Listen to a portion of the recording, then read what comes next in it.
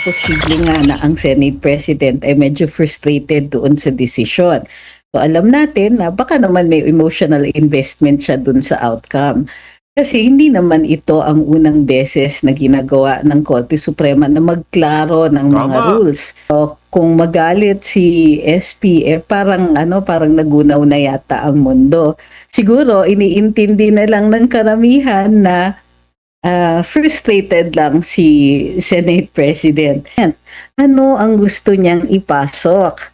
'Di ba? Bakit sa ligang batas maaari naman gumawa ng rules ang House of Representatives na mas nasasang-ayon sa tingin nila na paraan subject dun sa interpretation o dun sa opinion ng Korte Suprema dito sa kaso ni VP Inday. Ito nga kung pag-uusapan natin mga kapdita. Kasi nakita naman ho natin kung gaano kadismayado yang si One Ball University dyan sa pagpapa-impeach ho kay BP Sara. Bakit to pag si BP Sara, mga Duterte ho yung pinag-uusapan about impeachment. Marami ho siyang nasasabi. Marami ho siyang kinukomento. Marami ho siyang binabatikos patungkol dyan. Bakit dito sa, alam nyo na, kay Marcos Jr., dyan ho sa, di ba, ini-impeach na ho yan kahapon. Dyan sa Kamara, ini-impeach ho siya pero wala ho siya. No comment ho siya. Dito sa Supreme Court, pinakamataas na korte, pinakamataas sa lahat dito sa buong Pilipinas, mga ka-update, nakuha niya pa hong i-bash yung mga yan. Mas gustuhin niya pa ho, mga ka-update, napalitan ang desisyon ng korte. Isipin niyo ho, mga ka-update, parang binabaliwala niya lang ho itong Supreme Court sa kanyang mga pananalita. Bakit noong kay Marcos Jr., ini-impeach naman ho si Marcos Jr., ba't nananahimik ho siya? Kasi nga ho, mga ka-update, yan ho yung mga magkakakampi dyan sa gobyerno. Gusto ho nilang hawakan sa leeg si BP Sara kasi nga ho 2028 presidential election na ho tayo. Malapit na ho mga kabdi. 2 taon na lang ho, ayaw ho talaga nilang paupuin niyang si Sara Duterte. Pinangako nga ho kasi ni Boying Rimula mga kabdi, nakakasuhan niya ho si BP Sara. Yan ho yung pinangako niya kanino kay Marcos Jr. Kaya nga ngayong ombudsman ho siya mga kabdi, ginagawan na ho nila ng paraan. Kinakalkalan na hulat na ng kinakalkalan si BP Sara para hindi ho makatakbo sa 2028. Ngayon ho, tignan nyo, aligaga ho silang ma-impeach si BP Sara. Bakit ho kasi nga mga kapdate, 2 taon na lang ho, may presidential election na kahit ho kasi hindi kumampanya, hindi na ho, alam nyo na, mag-chill-chill na lang si BP Sara kahit nasaan man siya, hindi na, alam nyo na, magpasikat-sikat pa dyan. Automatic ho siyang iboboto ng mga Pilipino. Kasi nga ho, naramdaman na ng milyon-milyong Pilipino sumuporta dyan sa ating former president na ganito pala magserbisyo ang mga Duterte. O ano hong expect ng mga tao? Panigurado, expect ho ng ating mga kababayan na kung ano yung ugat, kung ano yung tinanim, yun din ho yung aanihin. Kasi nga ho, nakita naman natin kung paano magserbisyo yung ating Tatay Digong. Sa kapanahunan ho niya, bumaba ang krimen, na minimize ho yung Coca-Cola, alam nyo na ho yan. Pero ho, tignan nyo ngayon sinasabi ho sa ating mga social media na dito sa barangay na to, wala nang clear na yung droga. Kapani-paniwala ho ba yan? Kahit sa ang sulok ho ng barangay ngayon dito sa ating bansa mga kapatid, batikan na ho, maraming na ho, laganap ho ang white powder dahil nga sa administrasyon ngayon. Sinasabi niya ho ni Marcos Jr., ni John Vic na successful daw ho yung war on drugs na wala daw ho yung kinikitil na buhay. Paano naging successful kung laganap na laganap ngayon ang Coca-Cola? Paano naging successful ho yan? Diba? Kahit nga dyan, panigurado 100% sa mga kulungan, bilibid, pati ho dyan meron ho nagsusupply. Diba? Saan ho tayo mag-i-expect dito sa One Ball University na to? Mag-i-expect tayo na pag na-impeach si BBM, na-impeach si Sara Duterte, siya ho yung luluklok? Di lalo ho tayong nagka-itbulagaan na, di ba? Mula apari hanggang hulo, magtatawanan lang ho tayo, di ba? Mas lalo ho tayong magiging katawa-tawa. Kaya kung mai-impeach man lang, ayan na lang nga yung presidenteng puro ng pagnanakaw, puno ng confidential funds, may bilyon-bilyong confidential funds. Itong binabanatan ho kasi nila mga kapdate, 125 confidential funds na lamang ho. Hindi naman ho ginamit sa kanyang sariling interest. Ginamit niya ho saan? Ayan ho yung mga makakaliwa, yung mga dilawan. Ayan yung mga pinklawan. Diyan niya ho ginamit sa mga nagre-recruit ng NPA, yung mga college students.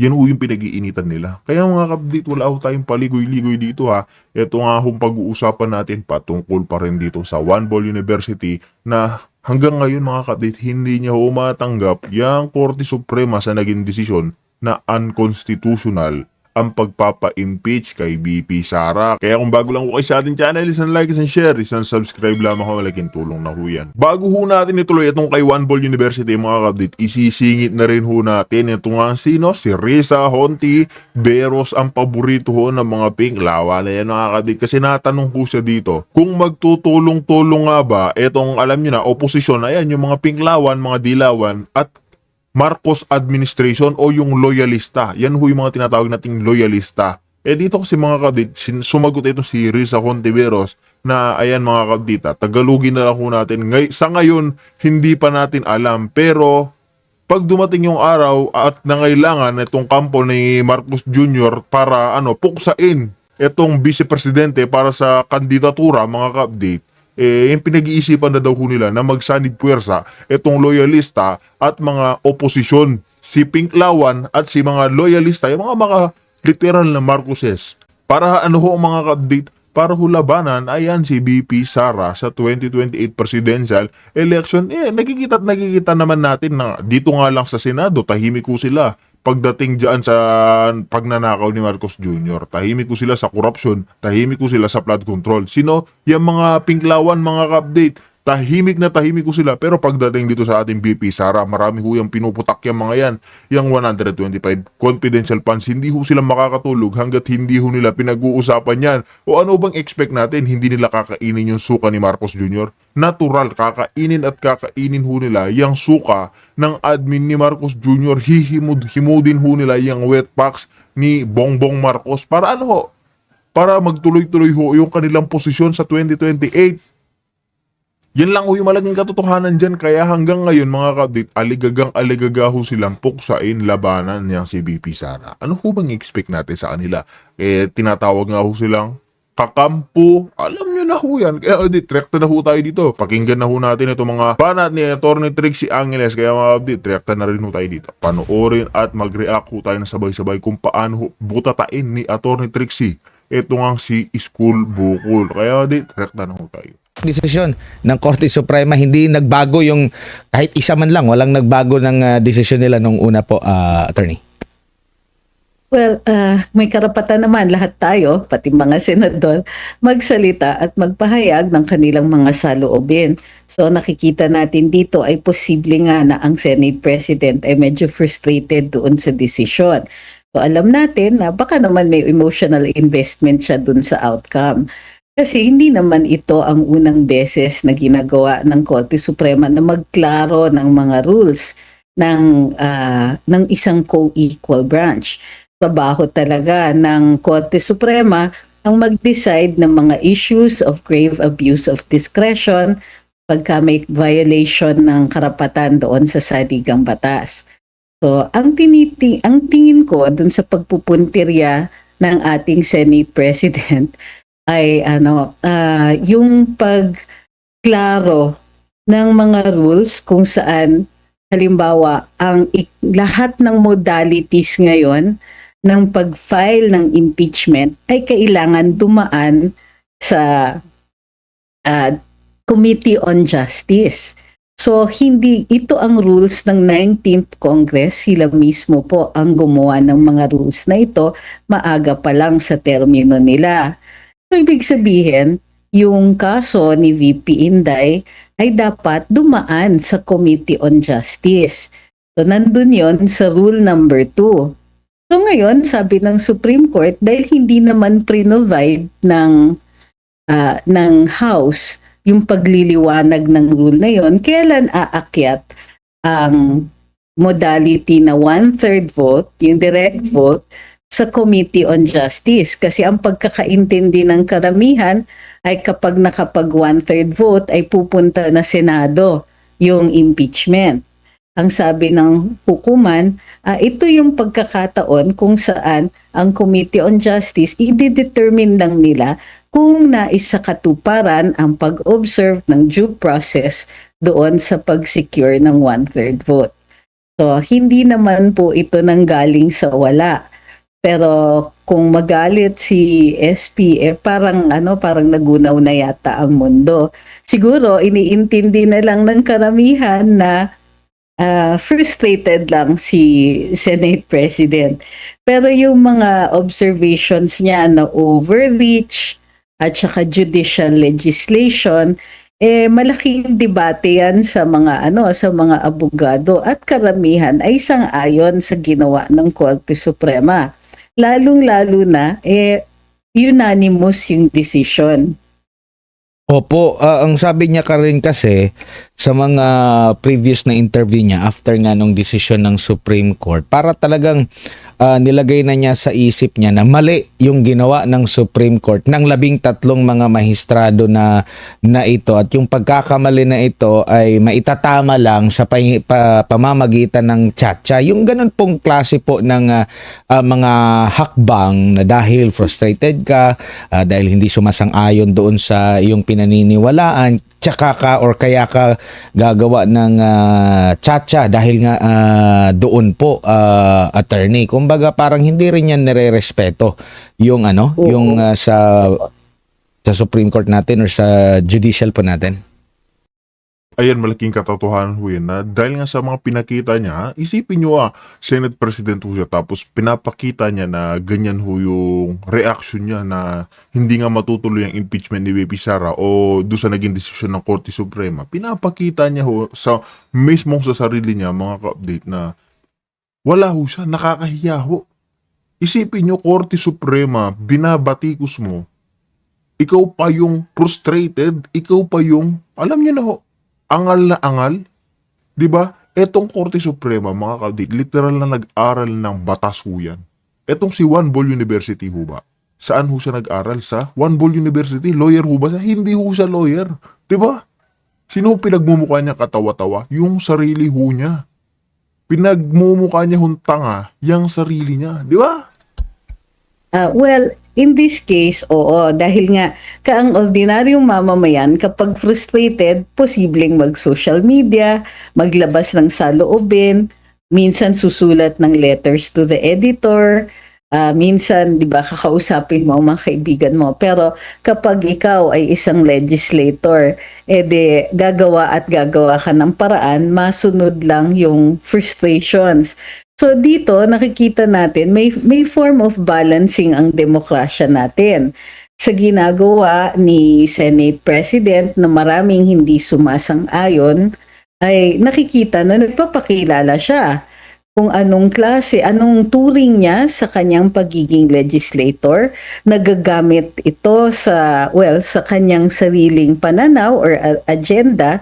At ang demokrasya natin allows yung mga tao to also express their side at ma-express yung kanilang disagreement kay Senator Soto. Gayunpaman, kung pipilitin nila ang isang unpopular na stand, kumbaga magbabago ka ng saligang batas, ang basic charter ng ating buong sistema, para lang dahil hindi ka lang sang-ayon sa isang desisyon ng Korte Suprema, then para itong, how do you call this, nakikita ng mga tao that this is the kind of legislator you are, and it will work possibly against him sa eleksyon. But on the other hand, kapag naman yung i-draft nila o yung pag-undertake nila ng pagbabago sa saligang batas ay labag rin naman sa sariling charter, hindi tama yung modality o kaya hindi enough yung mga votes and so on, may corrective mechanisms rin.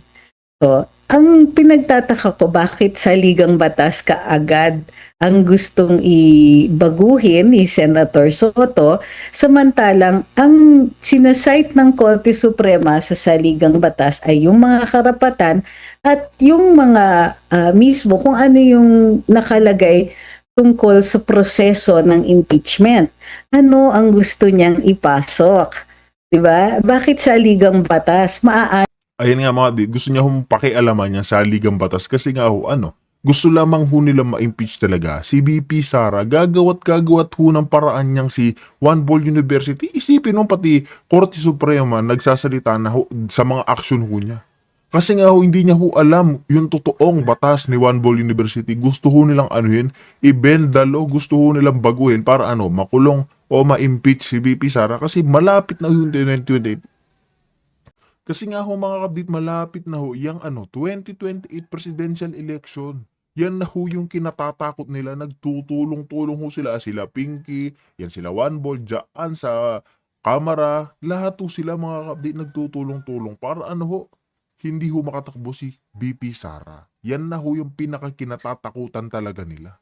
Diba? Di naman gumawa ng rules ang House of Representatives na mas nasasang-ayon sa tingin nila na paraan subject dun sa interpretation o dun sa opinion ng Korte Suprema dito sa kaso ni VP Inday. So, isa pa yun, medyo drastic yung gustong i-propose ni Senator Soto at napaka-drastic na move, babaguhin mo ang saligang batas, hindi pa nila nasusubukan yung pag-draft halimbawa ng rules na mas siguro naaayon kung gusto nila ng mas mabilis na paraan. Bukas naman ang korte, bukas naman ang ating saligang batas sa that's really their job, is to make rules for their own operations and to execute yung mga provision ng saligang batas at to execute din kung paano binasa ng Korte Suprema itong mga paraan na ito. Ang mahalaga lang ay ina-uphold nila ang karapatan ng mga respondent dito.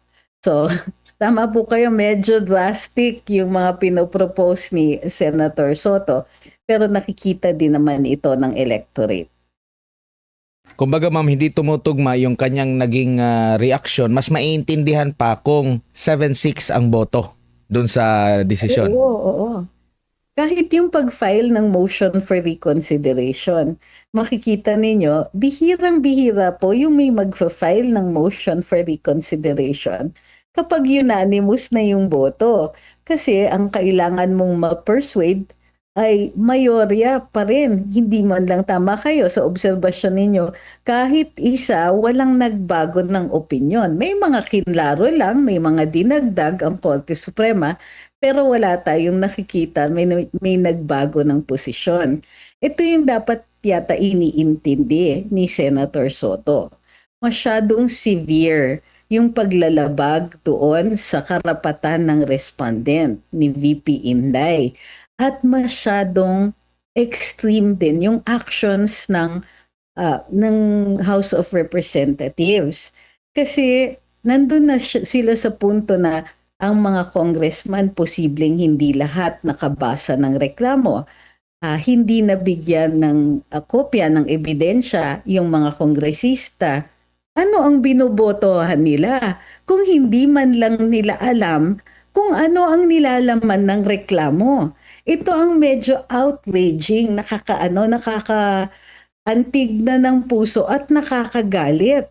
What were they voting for kung hindi man lang nila nakita yung reklamo at yung ebidensya? So, pag may mga ganitong mga pagkakataon, of course, papasok ang Korte Suprema dyan. Kasi this is the first time na ganito ka blatant at kitang-kita natin yung paglalabag ng karapatan ni VP Inday sa due process.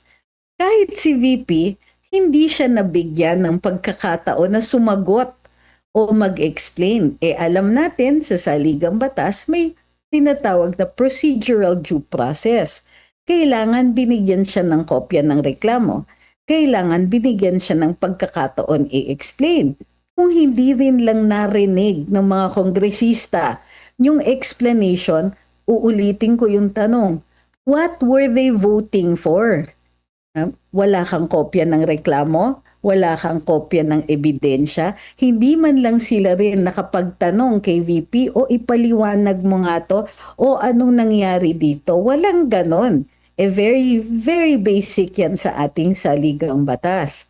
So, kung hindi umabot dun sa punto na ang House of Representatives ay nagpakita ng ganitong klaseng disrespect para sa karapatan, at hindi dapat natin kinakalimutan ito, or at least yung perceived disrespect na naipakita nila ng ganito, hindi po magiging ganyan ang ruling ng hukuman.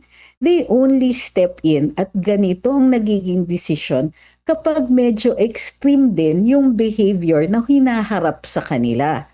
So I think that if anybody here is to blame, ano yung titignan ninyo na punot dulo nito? It's the actions of the House. Isipin ninyo, ang claim nila dumating ang fourth impeachment complaint ng February 5, and within the day nakapag-plenaryo, within the day nakapagboto. So how is this not going to be questioned? O bukod pa dyan, ang dami pang ibang maaaring i-discuss. Halimbawa, yung kanilang interpretation kung ano ang isang session day. Ang sinasabi ng iba nagbago. Kung sakasakaling ito na ang interpretation ng House of Representatives, one session day daw can be several calendar days. Kasi at the end of the session day, sinususpindi lang daw ang session. So, posibleng 5 araw is one session day. Ang sabi ng hukuman, hindi pwede. It must be read in the ordinary sense of its meaning. Kasi kung masyadong mahaba ng ganyan, masyadong malapad ang discretion ng Kongreso and could possibly be manipulative. So, in this case, nakikita natin that yung paggalaw ng Korte Suprema ay nasa loob pa ng reason, may logic, may reason, at naaayon pa rin sa batas. And again, ang impetus niyan, ang tumulak sa isang desisyon na siguro ang perception nga ay hugely controversial is because of what happened on February 5, 2025. Opo, bago lang si partner MJ at mga karagdagang tanong ko mamaya, meron lang akong isa pang tanong ma'am, pwede niyong sagutin at pwede niyong hindi sagutin. Pwede po ba siyang mag-apply sa pagkamahistrado po? Sinong siya? Si SP, Tito Soto po. Ay, grabe naman kayo. Pwede pong hindi sagutin. Pwede pong Yun Kahit nga hindi na ho sagutin ito si Atty. Trixie, yung pagiging mahistrado ni SP Soto, mga kapatid, wala. Hindi ho siya qualified dyan. Diba, unang-una sa lahat, hindi ho siya abogado, hindi siya lawyer, bigla ho siya naging senador. Diba? Hindi ho natin alam paano nga nananalo yun, dahil ba sikat siya? Dahil artista siya? Pero sa usapang batas, mga kapatid, wala hong alam si Juan Bol University, literal ho nag-graduate yan sa Juan Bol University. Kaya mga dit, kung meron ho kayo naging comment or reaction dito sa ating tinalakay pinag-usapan, sa comment section na lang ho natin dito, Loy. Kaya mga dit, dito na ho natin tatapusin ng ating reaction video.